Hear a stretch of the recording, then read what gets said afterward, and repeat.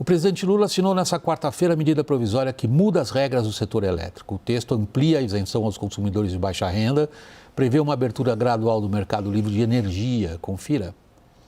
A medida provisória amplia a isenção da tarifa para as famílias inscritas no CadÚnico com renda de até meio salário mínimo por pessoa e que consumam até 80 kW por mês. Hoje, a isenção da tarifa é escalonada. O desconto máximo é de 65%. O governo estima que o custo do aumento da isenção seja de 3 bilhões e 600 milhões de reais por ano. Para as famílias que ganham entre meio e um salário mínimo per capita e que consumam até 120 kW por mês, a MP prevê que não seja cobrado o pagamento da Conta de Desenvolvimento Energético, um fundo público que financia políticas de ampliação do acesso à eletricidade. A expectativa é de que a mudança leve a um corte de 12% no valor da conta para as residências desse grupo. O texto também estrutura a abertura do mercado livre de energia para consumidores de baixa tensão.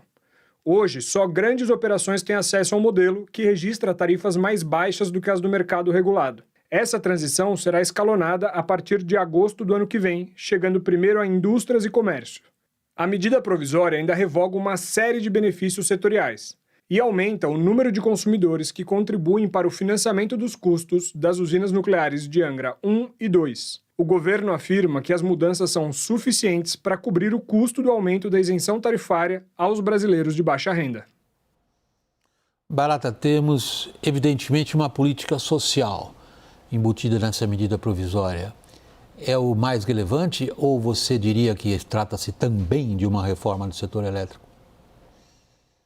Veja, nós temos que ter atenção que o custo da energia no Brasil é muito caro. Então, qualquer movimento que se faça para reduzir o custo da energia tem que ser considerado uma medida positiva. Entretanto, e é importante que se diga, que já há muito tempo nós reclamamos a realização de uma reforma ampla, geral e restrita. E por que essa reforma ampla, geral e restrita? Porque as condições do sistema elétrico brasileiro, elas hoje são bastante diversas daquelas que deram origem ao arcabouço setorial que nós temos hoje. Então, veja, é positivo, é importante que se tenha em mente que serão os demais consumidores que vão arcar com com esse barateamento do custo da tarifa para esses quase 60 milhões de brasileiros, mas a preocupação que, pelo menos, eu tenho, né, é que essa reforma, por ser tímida e não alcançar todas as questões que precisariam alcançar, ela não tenha a sustentabilidade que nós pretendemos ter no sistema elétrico brasileiro. Creomar, é preocupante o que o Barata acabou de dizer. Assim, claro, é caro, de alguma forma isso daí beneficia e o número de pessoas beneficiadas é de relevância social e, sobretudo, no ambiente atual eleitoral. Agora, sustentável, na opinião do Barata, parece não ser. Politicamente, é um belo tiro? William, eu creio que um elemento muito interessante do movimento feito pelo governo hoje é aquilo que se torna visível dentro dessa dinâmica eleitoral. Em determinado sentido, a gente já está em um período eleitoral, mesmo que não oficialmente pelas regras da Justiça Eleitoral, de dizer à população que o governo é responsável pelo pacote de bondades que, em algum sentido, pode alterar as percepções do eleitor sobre a realidade e facilitar a vida do próprio governo, que vem em um ambiente de popularidade conturbada. Qual é o grande problema do ponto de vista político? É que alguns dos elementos que o governo constrói para gerar uma espécie de equilíbrio na distribuição dos custos e do peso desse benefício dado aos mais pobres para o restante da sociedade, vai depender de uma variável que o governo tem muita dificuldade de manobrar, que é a relação com o Congresso. Afinal, a medida provisória tem que ser, em algum sentido, referendada pelo Congresso, e quando a gente joga esse caldo de cultura acerca dos interesses que aí vão se colocar, a gente precisa lembrar que uma característica muito forte da nova república é que os setores econômicos, em termos gerais, são muito afeitos em disputar subsídios e tem uma resistência enorme a abrir mão deles.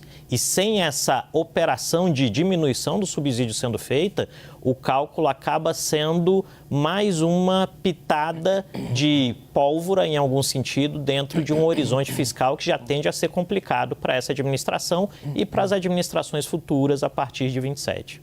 Mas antes da gente entrar no que impacto isso tem na economia, alguns preveem, dada a elevação das tarifas para certos setores, o impacto inflacionário. Eu queria trazer para o lado político ainda, com o Daniel e depois com o Caio, exatamente pegando nessa linha que o Creomar acabou de sugerir, Daniel. O Congresso vai fazer o quê com essa MP? William, o setor elétrico é um dos setores econômicos, particularmente de todos os que eu conheço, é o que tem a maior pulverização de agentes, interesses muito diversos. A floresta pode estar pegando fogo, desde que a minha árvore esteja devidamente cuidada ali numa redoma de vidro, protegida desse incêndio, tudo bem. Isso para dizer que interesses muito específicos costumam prevalecer sobre os interesses mais amplos do setor elétrico. Portanto, quando qualquer medida provisória ou mesmo um projeto de lei chega no Congresso, muito dificilmente ele sai do Congresso do mesmo jeito que entrou. Entram novos subsídios, geralmente, olha, vamos ser sinceros, um festival de horrores, ampliação de custos, subsídios, incentivos indevidos, térmica a carvão sendo contemplada, gasoduto, enfim, é esse festival de horrores a que eu me refiro. Tem uma coisa muito interessante nessa MP do setor elétrico. Você pode discutir até onde ela implementa uma reforma, mas ela traz algumas mudanças.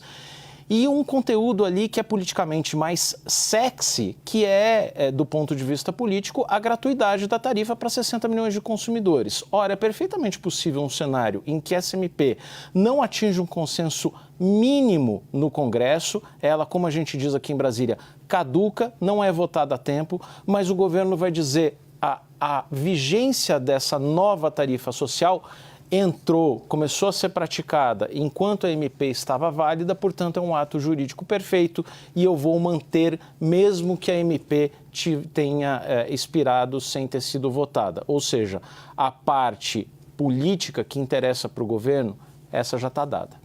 Está dada, Caio? William, na reunião de apresentação da medida provisória, que na verdade a medida provisória em si, o texto saiu agora à noite, mas na reunião no Palácio do Planalto hoje, foram apresentados slides. Então, depois eu conversei ali com quem estava dentro dessa reunião, que me relataram de que a sinalização de parte dos presentes, dentre os quais o presidente do Senado, Davi Alcolumbre, era de que a medida provisória teria uma tramitação rápida, sim, e que ele mesmo ajudaria a designar os melhores quadros do Congresso Nacional para que a medida provisória avançasse. Porém, houve algumas contestações.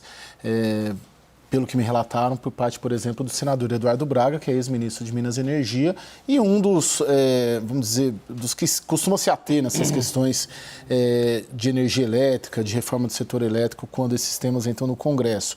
E ele colocou ali algumas objeções. Isso levanta um sinal vermelho quanto a essa tramitação. De uma maneira geral, a apresentação dos slides, foram 33 minutos de apresentação do ministro Alexandre Silveira, 3 minutos da Gleisi Hoffmann, da política, né, da ministra da Articulação Política. Eles colocaram que tarifa social passa, avança. Ninguém vai ser contrário à tal da tarifa social. Mas, e isso foi 80% da apresentação lá no Palácio do Planalto, mas os 20% restantes, que são as questões que os especialistas, ali eu coloco o Barato e o Daniel, né, que acompanham muito a parte técnica disso, podem acabar inviabilizando a tarifa social, porque o Congresso é muito receptivo a esses lobbies do setor elétrico, esses lobbies pulverizados, que já sinalizam, talvez até também por meio do senador Eduardo Braga, uma rejeição a uma parte desses 20% tirando a tarifa social. Então pode sim dar problema se essa equação em engenharia política não for muito bem equacionada. E o que a gente já pode antecipar, Thaís, em termos de impacto sobre a economia real? Um dos argumentos que surgiram hoje de forma crítica em relação a essa política social dessa MP é que ela, no fundo, cria um imposto que outros pagarão para poder sustentar os 60 milhões que não pagarão. E isso geraria impacto inflacionário? Essa é a grande expectativa, William. Conversei com várias pessoas do setor hoje, inclusive com Barata, me atendeu mais cedo para me ajudar a entender a MP. E o efeito que eu mais ouvi deles foi o efeito inflacionário. Basicamente, porque o setor produtivo vai arcar com boa parte dessa conta, né? Nós que estamos dentro do chamado consumo cativo, residenciais, pequenos comércios, vamos acabar pagando essa conta. Mas a grande indústria que foi beneficiada, aí, inclusive por acessar o livre comércio, ela vai ficar com parte dessa conta, vai aumentar muito o custo da energia para a indústria brasileira, que mesmo com todos os benefícios que ela desfrutou até aqui, na comparação com outros lugares do mundo, já comia parte da competitividade da indústria brasileira, pelo seu alto custo, né? Tem uma máxima que diz que o Brasil tem a energia mais barata do mundo e a conta mais cara do mundo também. Então, só o fato de você aumentar uma conta de custo para a indústria e para o grande comércio, isso vai virar inflação, né? Então, a forma dessa medida provisória hoje é a mesma forma da isenção do imposto de renda. É assim, aperta tudo que conseguir promover o principal objetivo do governo, que é melhorar a popularidade. Então, a isenção do imposto de renda, ela não é uma reforma da tributação sobre a renda. Ela é apenas uma medida ali com o caráter eleitoreiro. Não se discute o mérito, se ela é boa ou não. A mesma coisa vale para agora. Não é uma reforma do setor elétrico, né? Hoje eu ouvi o seguinte, é um setor que está desarranjado e vai continuar desarranjado, a diferença é que o custo vai ser maior. Então, o centro faz-se o programa social e impõe-se um custo maior. Eu ia passar a palavra ao Barata, mas o Daniel está me pedindo. Prometo ser rápido, só fazer um adendo ao que a Thaís acabou de relatar. Há um considerável aumento de custos para a indústria nessa MP. E é importante a gente ter clareza de que quando nós consumimos energia elétrica, a gente não consome só ligando ou desligando o interruptor em casa. A gente consome por meio do leite longa-vida, da carne, do frango. 27% do custo do pão francês que a gente compra na padaria é energia elétrica. 18% do tênis que a gente compra na loja é energia elétrica. E para ficar nas emblemáticas picanha e cerveja, 27% do custo da picanha é energia elétrica, 14% da cerveja é energia elétrica. São cálculos da Brás, uma das principais entidades representativas do setor. Barata, seguindo essa mesma linha de raciocínio, que é tentar estabelecer qual é o impacto do que a gente viu hoje no texto da MP na economia, há, eventualmente, outros fatores que tornariam esse impacto ou atenuariam esse impacto, como, por exemplo, a previsão de que mesmo os consumidores residenciais poderão, se bem que só em 2028, escolher quem é que vai ser o fornecedor deles. Isso aí atenuaria, ou haveria algum tipo de refresco em cima desse, que no fundo é um imposto? Veja, nós somos absolutamente favoráveis, né, à abertura do mercado para todos os consumidores. Então, essa sinalização que está na medida provisória é uma sinalização positiva. O que nós chamamos a atenção é que isso precisa ser feito com muita cautela, com muito comedimento, sob pena do custo ficar maior ainda. Mas nós já há algum tempo clamamos por uma reforma ampla no setor. E o que nós percebemos é que questões graves que estão acontecendo hoje, elas passaram ao largo dessa reforma. E eu cito, por exemplo, o problema do curtailment, que é o desligamento, né, de fontes eólicas e solares por determinação do operador e que, obviamente, provoca prejuízo aos empreendedores eólicos e solares que pretendem ser ressarcidos. E esse ressarcimento significa consumidores vão pagar por uma energia que não foi gerada. Então, essa questão é uma questão extremamente relevante, não está abordada. A questão do planejamento, formação de preço, uma série de questões não estão abordadas na reforma. E nós não podemos nos esquecer que dentro de uma ou, no máximo, 2 semanas, o Congresso Nacional estará apreciando os vetos do presidente Lula à lei das eólicas offshore. Caso esses vetos caiam, nós estaremos incorporando aos custos de energia mais 9%. Então, qualquer reforma que se faça ela acaba sendo praticamente inócua diante dos problemas que nós temos. Por isso é que nós insistimos, né? É importante demais que a reforma ela seja além de apenas uma redistribuição de valores pagos pelos consumidores de energia elétrica no Brasil. Creomar, é quase uma contradição em termos a expressão medida provisória e reforma ampla. Quando a gente pensa em reforma ampla, seja do que for, a gente assume que há um mínimo de estratégia, de planejamento, de cronogramas, de análise de impactos. Quando a gente faz isso via medida provisória, que é o que o governo está fazendo, na verdade, nós estamos tornando a situação ainda pior. William, creio que essa é uma pergunta muito interessante, sobretudo pelo seguinte fato. Quando a gente fala de estratégia, eu creio que há uma estratégia no movimento. Só que essa estratégia está indo muito mais de encontro àquilo que a Thaís muito bem explicou, quando ela trouxe dois elementos explicativos. Aquilo que está sendo proposto como o reajuste da tabela do imposto de renda, que para muitos tem sido chamado de reforma do imposto de renda de pessoa física, e esse rearranjo do setor elétrico para beneficiar 60 milhões de famílias, os dois eventos estão circunscritos a um elemento estratégico.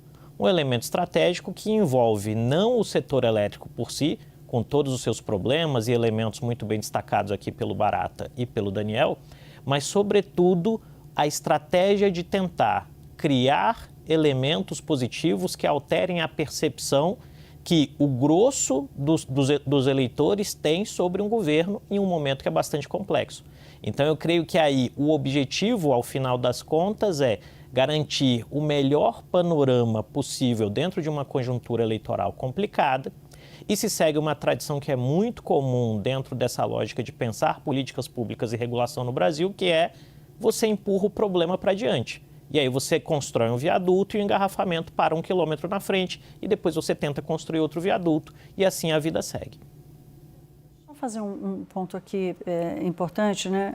Tem uma coisa que chama a atenção dessa estratégia que vocês estão tratando, que se repetiu agora na questão do setor elétrico. O governo não conversou com o setor. Essa também foi uma reclamação que eu ouvi o dia todo, né? E aí revela esse caráter estritamente político. Mas o que faz o ministro das Minas e Energia? A discussão foi política, a discussão não foi técnica, a discussão não foi entre os setores. Entre todos esses representantes dessa difusão do setor que o Daniel fala, né? Hoje eu conversei com gente da geração, da distribuição, consultores que atendem quem está no meio da cadeia e a reclamação foi a mesma, nós não fomos ouvidos. Então, o caráter político ele está totalmente liderando esse processo. E, por último, William, essa questão da geração de inflação é muito curioso, porque o governo tem criado políticas públicas em que ele dá com uma mão e tira com a outra.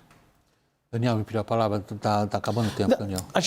A gente não vai conseguir entender o propósito, a estratégia política do governo neste momento se a gente olhar isoladamente para a MP do setor elétrico. Ela está inserida num conjunto de bondades que o governo precisa e quer lançar para recuperar minimamente a popularidade do presidente Lula para ser competitivo nas eleições de 2026.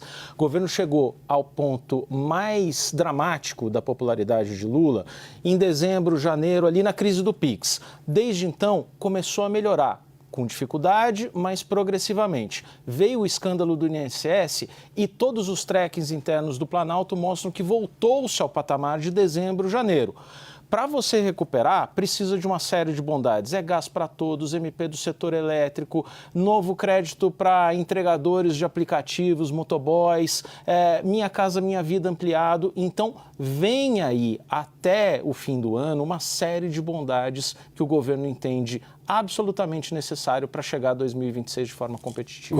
Como se fosse uma manchete, Caio. Que se fosse uma peso manchete. Tem essa munição nesse embate? O marqueteiro do presidente participando de todas as reuniões, inclusive destas reuniões envolvendo a reforma do setor elétrico e já planejando campanhas publicitárias para o segundo semestre. Foi mais que uma manchete, mas dá para a gente entender o viés estritamente político dessa reforma. É idôneo na veia no segundo semestre também em campanhas publicitárias.